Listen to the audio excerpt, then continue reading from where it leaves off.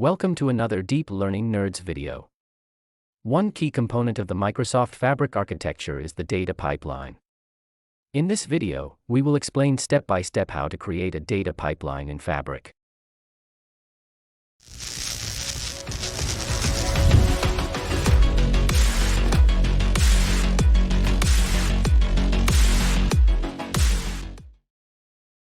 First, sign into Microsoft Fabric.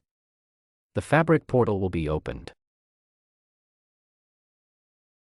Next, switch to the data engineering experience. To do this, click on the Microsoft Fabric icon on the bottom left and select Data Engineering. Here you can see the data engineering experience. Click on the Workspaces tab in the left sidebar and select the desired workspace. In our case, we select the workspace DL_nerds_workspace.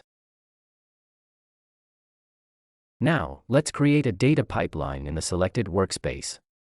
To do this, navigate to the Home tab and click on the Data Pipeline card.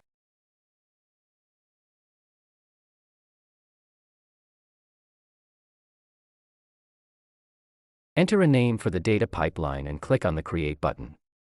In our case, we choose the name DL_nerds_pipeline.